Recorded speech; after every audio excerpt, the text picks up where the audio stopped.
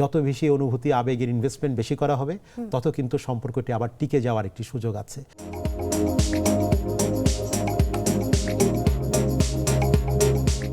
ধরেন ডিভোর্সের সবকিছু রেডি হয়ে গেছে, ডিভোর্স হয়ে যাবে, তারপরও দুজনই দম্পতিদের মধ্যে দুজনেই চাচ্ছেন যে না আমাদের সম্পর্কটা টিকিয়ে রাখা দরকার।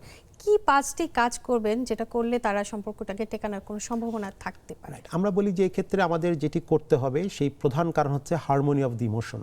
ইমোশনের ভিতরে একটা হারমোনাইজ করতে হবে এবং সিনক্রোনাইজ করতে হবে। ইমোশন দুইজনের প্রত্যেকের একটা ইমোশনটাকে নিজেদের ভিতরে হারমোনাইজ করতে হবে। কারো ইমোশন হয়তো একটু বেশি, কারোটা কম, কারোটা একরকম একটা আরেকরকম, দুজনের একটা মিল, একটা সুর তাল লয়, এই সুর তাল লয়টাকে মিলাইতে হবে। এটা হচ্ছে 1 নাম্বার। দ্বিতীয়টা আমরা বলি অ্যাটেনশন এক্সচেঞ্জ করতে হবে। মনোযোগ একে অপরের প্রতি অ্যাটেনশন এক্সচেঞ্জ করার চেষ্টা করতে হবে। কিভাবে একজন পার্টনার আরেকজন পার্টনারের প্রতি তার অ্যাটেনশনটিকে বিনিময় করছেন সেটি খুব গুরুত্বপূর্ণ। 3 নাম্বার হচ্ছে ন্যারেটিভ অ্যালাইনমেন্ট। শব্দটাকে বলি একটু কঠিন, কিন্তু আমরা বলি যে আমরা কে, আমরা কেন, আমরা কোথায়, আমরা কার জন্য, আমরা কিসের জন্য। নিজের অস্তিত্বকে প্রশ্ন করতে হবে, নিজেকে প্রশ্ন করতে হবে।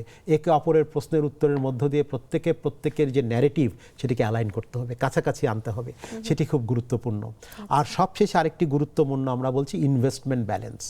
সম্পর্কের জায়গায় ইনভেস্টমেন্ট করতে হয়।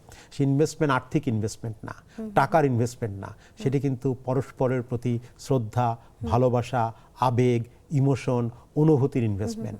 যত বেশি অনুভূতি আবেগের ইনভেস্টমেন্ট বেশি করা হবে তত কিন্তু সম্পর্কটি আবার টিকে যাওয়ার একটি সুযোগ আছে। সুতরাং এই যে আমরা 4টি জিনিস বললাম, এই ইনভেস্টমেন্টগুলো, এই পিলারগুলো কিন্তু আমাদেরকে আসলে একটি প্রায় ভেঙে যাওয়া, বিচ্ছেদ হয়ে যাওয়া সম্পর্ককে আবার টিকিয়ে রাখতে পারে।